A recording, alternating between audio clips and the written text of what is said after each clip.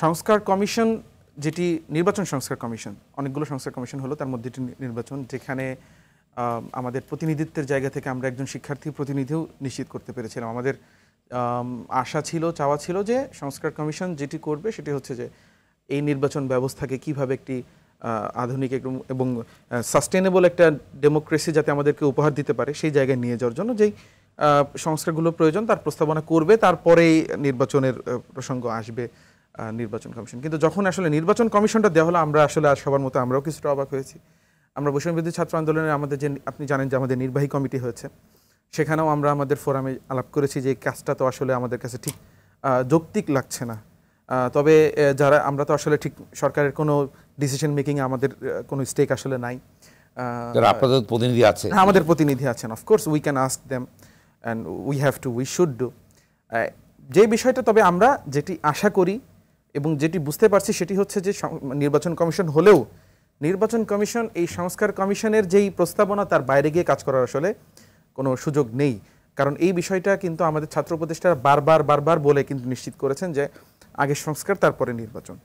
কাজেই সংস্কারের জন্য যে সংস্কার কমিশনটি করা হয়েছে, তারা যে সংস্কৃত বা সংস্কারের যে একটি রূপরেখা প্রদান করবে সেটির আলোকেই আসলে নির্বাচন কমিশন কাজ করে যাবে এবং তার ভিত্তিতেই নির্বাচন কমিশন কাজ করবে। কিন্তু নির্বাচন কমিশনে কি সংস্কারের প্রস্তাবনা আছে কিনা, অর্থাৎ যে কথাগুলো আগে বারবার উঠেছে যে বাংলাদেশের 53 বছর ইতিহাসে একটি শক্তিশালী নির্বাচন কমিশন। দেখুন, নির্বাচন কমিশনে যেই সিলেকশনটা হয়েছে আমাদের জায়গা থেকে এবং বিভিন্ন হচ্ছে যারা হচ্ছে আপনাদের বিশ্লেষক আছেন, রাজনৈতিক বিশ্লেষক থেকে শুরু করে পলিটিক্যাল অ্যাক্টিভিস্ট যারা আছেন, তাদের মন্তব্য দেখে যেটি আমরা ধারণা করছি যে নির্বাচন কমিশন যেই প্রক্রিয়া সাজানো হয়েছে তাতে খুব বেশি মানুষ আপত্তি করছেন না।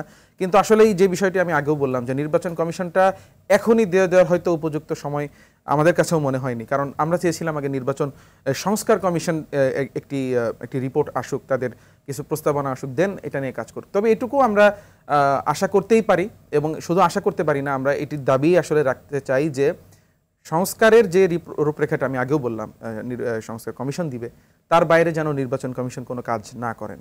এই বিষয়টা হচ্ছে আগের অনেক আমি অর্থাৎ যারা আলোচনা করছেন তাদের সূত্র ধরে বলছি, অনেকে বলছেন যে আগের মতোই দুইজন হয়তো এক্স ব্রুক্র্যাট, একজন বিচারপতি, একজন মহিলার প্রতিনিধি এবং একজন সামরিক বাহিনীর প্রতিনিধি, যেটা আগে যে স্ট্রাকচারগুলো ছিল, এই যে ফরমেশনটা, এটি কি অ্যাকসেপ্টেবল থাকবে ভবিষ্যতে, না আপনারা সংস্কারের প্রস্তাব করবেন যে শক্তিশালী করবেন? এটি সংস্কার কমিশনের কাজ, এই কাজটি তো আসলে আমাদের নয়। আমরা আসলে তো আপনাদের প্রত্যাশাটা কি?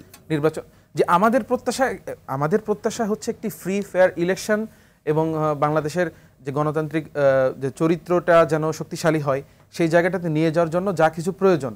এখন যদি আপনি আমাকে প্রশ্ন করেন যে একদম অপারেশনালি আপনি কোশ্চেন করেন, তাহলে সেটির উত্তর আমার কাছে নাই, কারণ আমি কোনো বিশ্লেষক নই বা আমি এর কোনো নির্বাচন কমিশন সংস্কার হওয়ার প্রয়োজন আছে কিনা পুনর্গঠনের?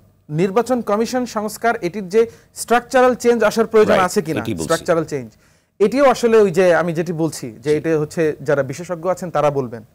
বাট যদি স্ট্রাকচারাল চেঞ্জ না করেও যদি আপনি হচ্ছে ক্যারেক্টার চেঞ্জ করতে পারেন, আমার কাছে মনে হয় যে সেটিও একটি সলিউশন হতে পারে।